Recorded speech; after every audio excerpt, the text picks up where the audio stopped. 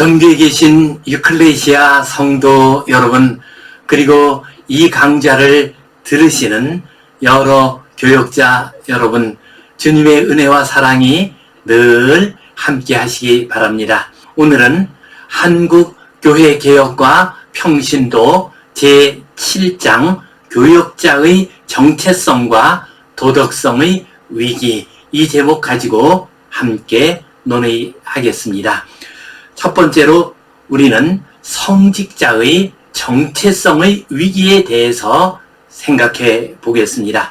한국교회의 위기는 교역자의 위기이고, 교역자의 위기는 정체성의 위기이기도 합니다. 모든 직업은 한 사람의 정체성 형성에 큰 영향을 미칩니다. 그러나 모든 직업 가운데서도 정체성이 가장 뚜렷하게 나타나는 직업이 교역자의 직입니다. 교역자의 직을 성직이라고 합니다. 베루프, 소명을 가장 중요하게 여기는 직입니다. 그런데 이 교역자의 직이, 곧 교역자의 정체성이 크게 흔들리고 있습니다. 교역자의 정체성을 결정하는 직은 크게 네 가지로 나누어서 생각할 수 있습니다. 첫 번째, 교역자는 성직자입니다. 즉, 교역자는 성직자로서 거룩하신 하나님과 영원한 진리를 위해서 일하는 사람입니다. 두 번째로, 교역자는 목회자입니다. 교역자는 목회자로서 성도들을 돌보고 그들을 하나님 앞으로 인도하는 일을 행합니다. 세 번째로, 교역자는 교회의 행정 책임자입니다. 주 예수 그리스도의 위임을 받아 특정 교회의 대표자가 되고 조직체로서의 교회가 질서 있게 운영되도록 지도하고 이끌어가는 역할을 담당합니다. 교역자는 교회의 관리 책임자이기도 합니다.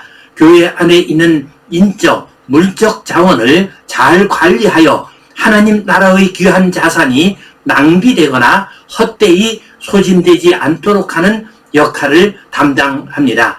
세속화된 사회에서는 교역자의 첫 번째 직인 성직과 두 번째 직인 목회직이 크게 흔들리고 있습니다.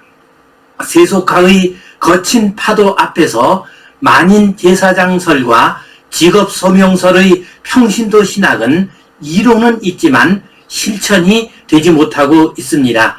평신도들은 제사장으로서의 거룩한 삶을 살지 못하며 자신의 직업을 하나님의 소명으로 알고 직업을 통해서 하나님 나라를 세우는 일을 제대로 행하지 못하고 있습니다. 여기에서 한 걸음 더 나가서 교역자들마저도 성직자와 목회자로서의 정체성이 흔들리고 있습니다. 그 대신에 커지고 복잡해진 교회의 관리자, 행정가의 정체성만 남게 되었습니다. 교역자가 성직자와 목회자로서의 정체성을 간직하는 일은 1차적으로 교역자 자신에게 달려 있습니다. 그러나 이 일과 관련해서 평신도의 도움도 많이 필요합니다. 교역자가 성직자와 목회자로 살아갈 수 있도록 최선을 다해 평신도들이 뒷받침해 주어야 합니다. 사도행전 6장을 보면 베드로 사도가 7 집사를 세우면서 우리는 오로지 기도하는 일과 말씀 사역에 힘쓰리라고 말씀하셨습니다. 평신도가 구제와 접대의 일을 잘 수행할 때, 즉 교회의 행정과 관리를 잘 할 때에 교역자는 성직자와 목회자로서의 정체성을 잘 지킬 수가 있습니다.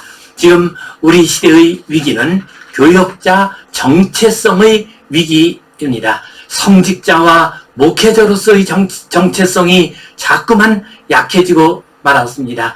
교회 행정과 교회 관리자로서의 모습만이 드러나고 있을 뿐입니다. 두 번째로, 교역자의 도덕성의 위기에 대해서 살펴보겠습니다. 교역자가 전문직의 지위를 잃는 것이 사회적인 지위를 떨어뜨리는 결과를 가져왔습니다. 그러나 교역자가 성직자로서의 정체성을 잃어버리게 될 때에 도덕적인 지위가 현저하게 떨어지는 결과가 나타납니다. 성직자로서의 정체성을 잃은 교역자들의 도덕성의 저하, 이것이 바로 한국교회의 현실이며 또한 교역자 프로페셔널리즘의 가장 심각한 위기 현상입니다. 이 시간 교역자 도덕성의 문제를 교회 구조의 측면에 초점을 맞추면서 살펴보도록 하겠습니다. 첫 번째로 교역자의 도덕성의 저하 가운데서 재정 비리를 생각할 수가 있습니다. 성직자의 정체성을 잃어버린 교역자는 돈과 관련되어 범죄 혹은 도덕적 비리 행위를 저지르기 쉽습니다. 여기에는 교역자 자신의 문제와 교회 재정 관리 시스템의 문제 두 가지가 함께 작용합니다. 한국교회 다수의 교역자가 받는 급여는 목사에 대한 사회적 평판이나 교육 및 훈련의 기간에 비하여 매우 낮은 편입니다. 한국기독교 목회자 협의회에서 발간한 2018년 한국기독교 분석 리포트에 따르면 조사에 응한 500명 담임 목회자의 사례비 평균 액수가 2017년 현재 176만 원으로 나옵니다. 2017년 현재 월 사례비 150만 원에 이르지 못하는 교역자가 전체의 절반 가까운 46.5%에 이릅니다. 이처럼 적은 사례비를 받으며 소형교회에서 목회하는 교역자들은 자칫 돈과 관련된 범죄나 비리를 저지르기 쉽고 돈에 약한 모습을 보이기가 쉽습니다. 여기에 더하여 교회의 재정 운영 방식도 문제가 있습니다. 교회와 목회의 특성상 목회자 개인의 생활과 목회 활동의 구분이 어려운 경우가 많습니다. 목회자의 가정 생활이나 자녀 양육 혹은 목회자의 교회 밖 사회 활동을 할 때 들어가는 비용 등을 목회자 개인 지출로 처리해야 하는가 아니면 교회의 지출로 처리해야 하는가의 문제가 생깁니다. 사례비조차 제대로 받기 어려운 작은 교회 교역자의 경우 교역자 개인이 처리해야 할 비용을 교회의 비용으로 처리하는 경우도 많이 나타납니다.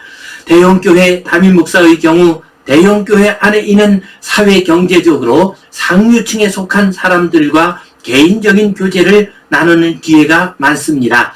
성직자로서의 정체성이 확실하지 못하면 개인 생활의 준거 집단이 상류층 성도가 되기 쉽습니다. 즉 상류층의 생활 방식과 소비 패턴을 자신의 것으로 여기게 됩니다. 그리하여 고급 외제차를 타고 값비싼 명품을 사용하며 상류층의 여가 활동을 흉내냅니다. 그 결과 공식적인 연봉보다 더 많은 판공비를 쓰고 교회의 재정을 오용, 남용하기 쉽습니다. 대형교회 목사들은 교회의 이권에 개입될 수 있는 위험 요소가 있습니다. 교회의 규모가 커지면 커질수록 예산의 규모도 커집니다. 교회 건축을 할 때는 말할 것도 없고 교회에서 큰 행사를 하거나 큰 장비를 구입할 때는 억대의 돈이 오가게 됩니다. 그리고 이러한 예산의 집행과 관련하여 엄격하게 정해진 법칙이나 절차가 국가기관이나 기업과 비교할 때 미비된 상태입니다. 그 결과 교역자가 재정을 다루는 평신도와 결탁하기 쉽습니다. 교역자가 평신도와 돈의 문제로 결탁되면 평신도에게 도덕적 문제로 약점을 잡히게 됩니다. 성적 부도덕성도 심각한 문제입니다. 교역자가 성직자 혹은 목회자로서의 정체성을 잃으면 성적으로 부도덕한 행위에 빠지기 쉽습니다. 최근 들어 교역자의 성범죄가 급격하게 늘어나고 있습니다.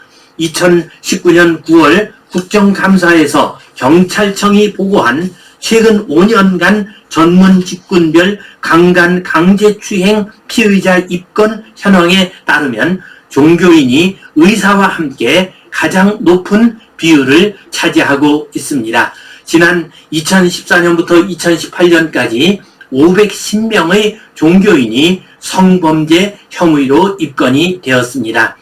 한국 교회 교역자의 성범죄의 경우 하나님의 종이라는 이름으로 이루어지는 종교적 권력의 악용, 성범죄를 사랑과 은혜의 수단인 양 포장하는 위선과 악행, 영적인 지도자는 도덕법을 넘어서는 존재라는 교역자들의 허위의식과 망상, 약한 자를 도와주고 섬긴다는 명분으로 접근하여 이루어지는 그루밍 성범죄, 교회의 폐쇄된 공간, 사랑의 교제라는 이름으로 이루어지는 신체적 접촉, 교회 사역 가운데 이루어지는 남자 교역자와 여자 신도 사이의 잦은 접촉, 신도수 감소를 우려하여 사건을 축소 은폐하기에 급급한 교회 지도자 등 많은 요인들이 작용하고 있습니다.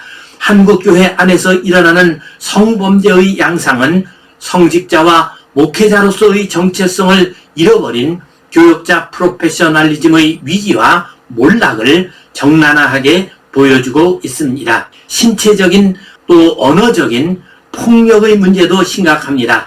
교역자에게서 나타나는 언어적 신체적 폭력도 도덕성 저하와 관련하여 심각한 문제로 대두되고 있습니다. 교역자가 교회 안에서 행하는 폭력은 크게 세 가지 측면에서 나타납니다. 담임 목사가 부교역자들에게 행하는 폭력이 있습니다. 교역자가 평신도에게 행하는 폭력이 있습니다. 이것은 교역자의 인격이 가장 중요한 요인이 됩니다. 교역자가 자기 가족에게 행하는 폭력이 있습니다. 이러한 폭력에는 인격적 심리적인 요소가 많이 작용을 합니다. 설교 표절도 우리가 심각하게 생각할 수 있습니다.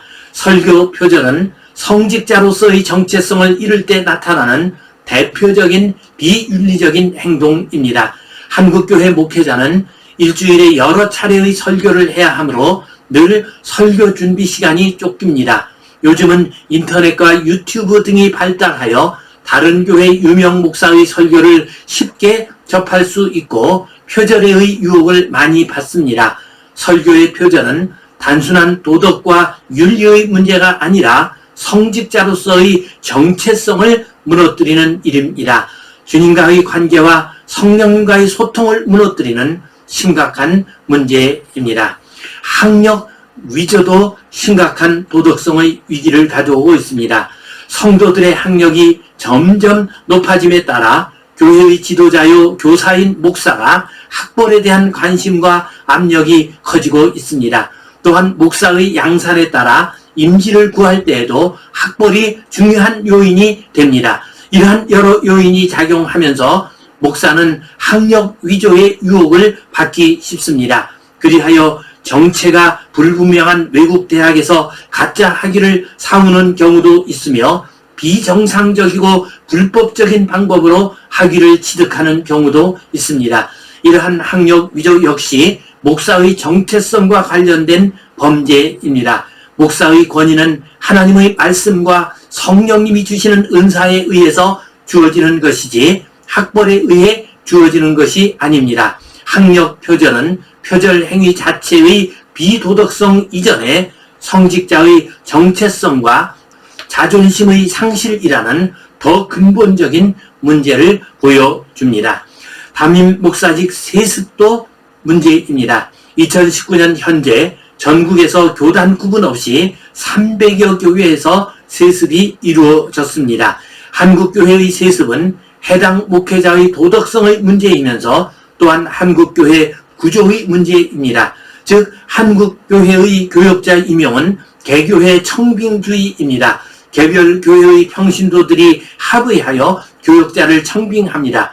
따라서 교회에 기여한 바가 있고 성도들에게 영향력이 있는 목사는 자기 자녀를 청빙하도록 만들 수 있습니다.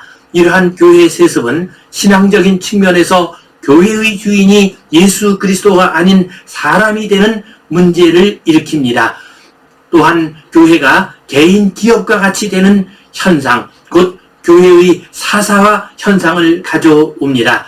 교회 세습은 불공정 게임이기도 합니다. 우리 시대의 시대 정신은 공정입니다. 특별히 젊은 세대의 경우 더욱 그렇습니다. 목회지 세습이 이루어지면 그것을 불공정으로 여기는 젊은 세대들이 교회를 떠나게 되고 교회는 더욱 침체되고 말 것입니다. 한국 교회의 위기는 교역자 프로페셔널리즘의 위기입니다. 세속화된 교역자가 성직자 혹은 목회자로서의 정체성을 적지 않게 상실하였습니다. 그 결과 심각한 도덕성의 위기가 나타나고 있습니다. 이것이 현재 한국교회의 심각한 상황입니다. 이 문제를 극복하는 하나의 방법으로서 목회자 이중직과 공동목회를 생각해 볼 수가 있습니다.